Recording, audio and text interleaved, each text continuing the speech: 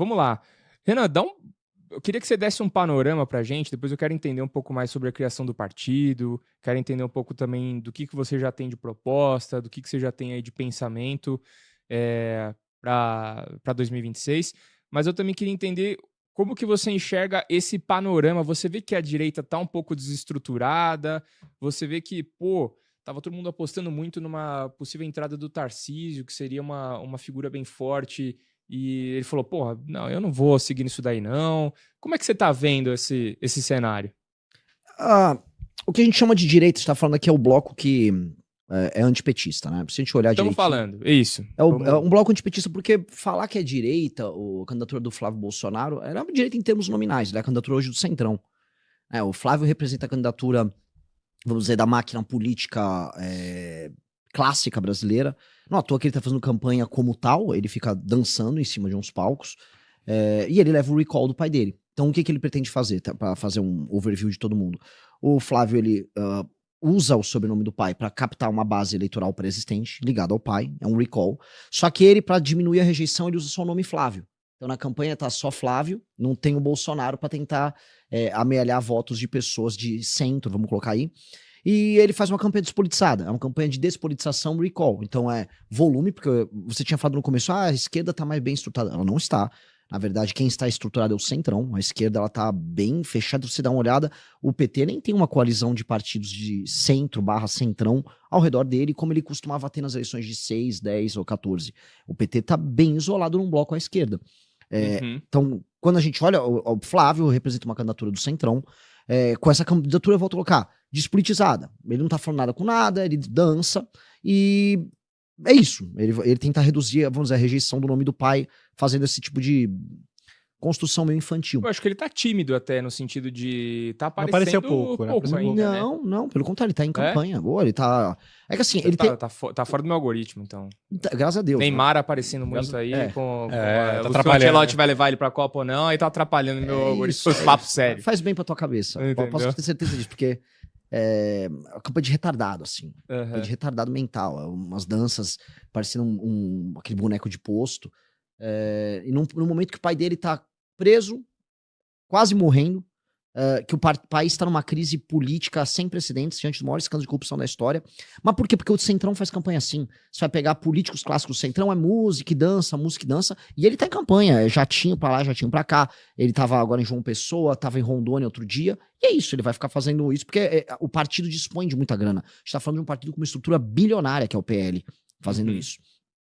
O outro cara do Centrão que concorre com ele é o Ratinho Júnior, que é do PSD. O Ratinho Júnior é um cara que apoiava o PT no começo da carreira dele, depois ele disse que foi mais à direita, mas é um cara do Centrão, que é o PSD, é o partido do Kassab. O argumento dele aí para as eleições, eu acho muito engraçado, é que vamos discutir, vamos debater, que é um tipo de argumento do Centrão. Foi perguntado no Canal Livre, lá na Band, sobre redução da maioridade penal, ele falou, olha, isso tem que ser muito bem debatido. Acho que essa aqui seria, vamos dizer, a frase clássica de um político do Centrão, quando abordado com um tema um pouco espinhoso. Tem o Zema, que é o governador de Minas. Eu posso colocar ele como um candidato de direita, uma direita liberal, bolsonarista, ele é profundamente bolsonarista. Ele tenta ser, como é o caso do Partido Novo, mais bolsonarista do que os próprios Bolsonaro, e ele pretende ser vice do Flávio, então ele tá construindo uma pré-candidatura para ser vice do Flávio. E tem eu, que fundei um partido essencialmente de direita, de um movimento que também tem na veia, né, na sua história, uma luta anticorrupção muito forte. A gente organizou as ruas, por exemplo, durante a Operação Lava Jato, há coisa de 10 anos atrás, lideramos manifestações contra Dilma Rousseff, denunciamos a direita corrupta, que eu chamo o Flávio Bolsonaro de direita master, né, é o banco master à direita, inclusive tem o PL ali, e junto, que seria uma instituição financeira que banca as farras deles.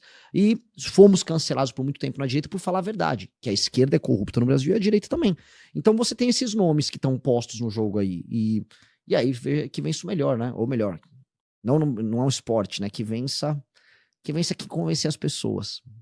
Como que você viu essa saída do Tarcísio do jogo? Assim, todo mundo achou que ele ia entrar nessa briga aí. Ele queria, mas o Tarcísio é um homem fraco, vocês precisam conhecer quem é o Tarcísio. O Tarcísio é um cara que ele era um burocrata.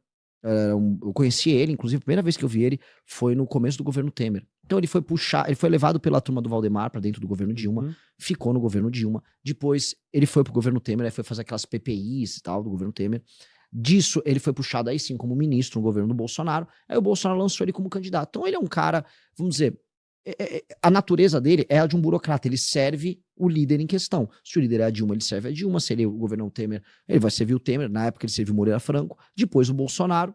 E quando ele foi se ensaiar, porque o Centrão começou a comer a cabeça dele, você é o candidato, você ganha, tal. Eu nunca vi viabilidade nisso, porque primeiro a família Bolsonaro era dona do ticket. Quem era dono do ticket, serei candidato à direita para a presidência em 26, era a família. Quem definiria a família? Ficaram vendendo que o Ciro Nogueira, vamos falar a verdade, ele ficou fazendo preço no mercado, que ele iria montar a chapa, que já estava tudo fechado, que a família Bolsonaro ia se contentar com, vamos dizer, ficar olhando, e só faltou combinar com a família Bolsonaro. Então, eu realmente nunca achava. Você vai pegar, tem podcast, tem vídeos meus do final do ano passado já falando, gente, esqueçam o Tarcísio, não faz nenhum sentido pra família permitir que um cara leve todo o vigor eleitoral deles, enquanto eles ficam chupando o dedo. Aí depois, vamos supor, ele ganha uma eleição, ele vai abandonar eles, que é o que todo mundo pretende fazer com a família Bolsonaro, porque não confia neles. E eles só botaram ele na caixinha dele, e ele, como um cara, que eu volto a falar, não é muito corajoso, ele ficou na caixinha mesmo. E pior, vai fazer campanha pro Flávio, que eu acho que essa é a parte mais legal desse jogo todo. Ele é humilhado por eles, é muito atacado e vai fazer campanha. Mas você não acha que ele tem o Tarcísio tem uma gratidão pela família Bolsonaro, assim? Porque antes ele era um cara meio sumido, né? É o cara do Rio, né? Então ele teria que ter gratidão também ao Temer, a Dilma. Na prática, volto a colocar, o Tarcísio é um burocrata. Eu acho que, de coração, ele tem alguma gratidão ali. Só que ele também se ressente do fato de que a família também foi dando linha na pipa. Ninguém chegou e falou, você não será o candidato em um momento. Então ele foi fazendo uma construção paralela. E aí, né, aí a gratidão não ficou, porque assim, teve um momento que a família falou, não, você não é o candidato. E ele tentou. E aí, então, não deixa essa gratidão de lado. Ele foi, só que não é aquela tentativa cara a cara, não é a tentativa séria. É sempre a tentativa do bastidor, a tentativa mineirinha, né, fingida, de canto. Eu não consigo concordar com isso. Eu também não consigo concordar com o fato, por exemplo, que durante a eleição de São Paulo para prefeito em 24, ele foi humilhado pela família Bolsonaro, no caso do Pablo Marçal. A família Bolsonaro teve que ficar enfiando goela abaixo um Marçal ali e denunciando o acordo que eles próprios fizeram junto com ele pro Nunes. Então, ele ficou exposto e solitário ali, enquanto a família largou mão, e o próprio Bolsonaro, no dia da eleição, sinalizou voto no Marçal. Ah, olha só, esse cara não é ruim, não sei o quê. Eu mesmo, pra ser sincero, eu mesmo falei com pessoas ligadas ali ao Tarcísio, e ele ficava ali, não sabia o que fazer. Ele foi humilhado em público, mas ele não conseguia dar uma opinião em público. Porque esse é o problema de todo mundo ao redor do bolsonarismo na direita, já que esse é um programa sobre a direita. Nós temos um bode na sala. A população brasileira achou que um retardado mental corrupto, que é o Bolsonaro e a família dele, um grupo de retardados mentais corruptos, eles são grandes lideranças. E como isso dá voto, todo mundo ao redor não tem coragem de falar que o rei tá nu. E ninguém quer falar que o rei tá nu. Vocês são de mercado, é tipo FOMO, é o Fear of Missing Out. Ninguém quer ficar de fora do golpe que é o Bolsonaro. Flávio Bolsonaro é como vender CDB do Banco Master, né? Não, se o cara tá vendendo, também vou vender, senão vai ficar todo mundo Entendeu? Então, assim, alguém tem que avisar, o Banco Master é uma farsa, isso aqui é um golpe, assim como votar na família Bolsonaro é um golpe na praça. É um ladrão, é uma família de bandidos. Só que o Tarcísio vai fingir que não é, né? O Zema, que quer ser vice, vai fingir que não é. Todo mundo vai fingir que não é. Todo mundo vai ficar levando. Então, o que me irrita é a falta de coragem das pessoas que são supostamente homens públicos em falar que o rei tá nu. Ninguém quer falar que o rei tá nu. Ninguém quer falar que a família Bolsonaro, o Alexandre de Moraes só tem esses poderes e a gente tá vivendo uma insegurança jurídica bizarra por culpa deles. O DNA é todo deles. Quem criou esse problema foram eles. E a gente vai ficar negando, fica assim, não sei o que. Eu não vou negar. Eu acho a situação do Tarcísio, a situação conduzida por um cara fraco, que terminou como um cara fraco. E é isso. Ele vai terminar fazendo campanha pros caras, humilhado, achando que ele vai ter uma chance 30 e não terá uma chance 30. Ele não terá. Ele vai ficar ali. Entendi. Você tem alguma coisa na ponta da língua aí, Kaique? Cara, não, foi muita informação por um começo de episódio. Mas aí, do outro lado, a gente tem o governo do PT.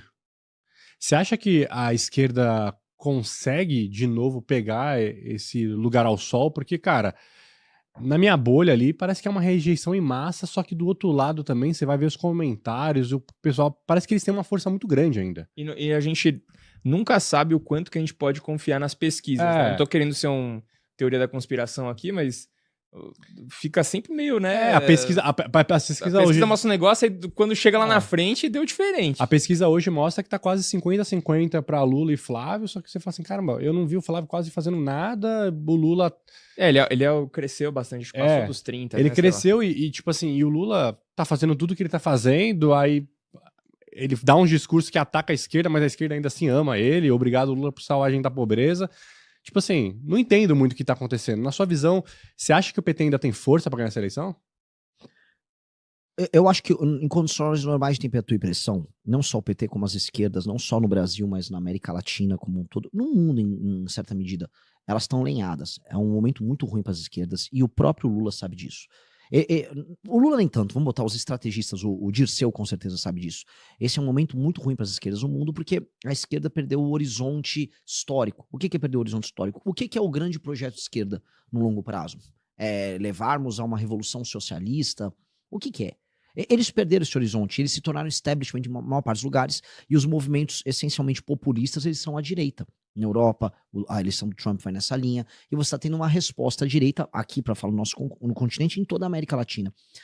O México é o único lugar em que a esquerda persiste, e eu acho que infelizmente vai continuar persistindo. Aqui no Brasil, a esquerda é mais ou menos isso.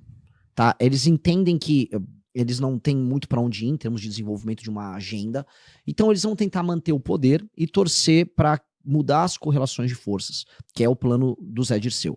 Manter o poder para eles significa, na última instância, jogar no erro do adversário. Em condições normais de temperatura e pressão, o antipetismo é maior do que o petismo hoje. O antipetismo.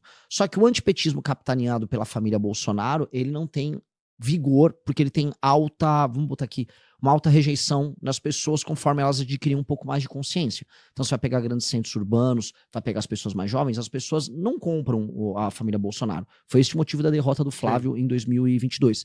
E o PT pretende fazer o quê? O PT pretende que o Flávio seja o candidato. Vocês vão reparar, a esquerda e o governo federal institucionalmente não começaram nenhum ataque contra o Flávio. Eles vão aguardar passar o período das filiações agora e depois aguardar ficar certo que o candidato é o Flávio. Aí vai vir um bombardeio contra ele. E aí imagino eles vão jogar no erro da família. Eles vão jogar no erro dos Bolsonaro, que é uma tática do time de futebol no contra-ataque. Você falando que estão mais na bolha do futebol pra Copa? Eles vão jogar aquele jogo clássico de contra-ataque. Eles não têm volume de jogo pra vencer, mas eles podem jogar no erro do adversário.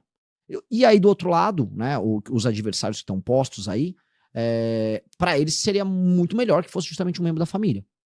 Então, a família Bolsonaro está tentando diminuir a quantidade de erros do Flávio, estão tentando tirar o nome Bolsonaro, o sobrenome Bolsonaro, para tentar vender ele como outra coisa, fazer uma campanha mais do centrão, um cara pulando, dançando. E é isso. Né? Então, o jogo na cabeça deles é esse. Mas você acha que hoje existe uma guerra interna dentro da direita?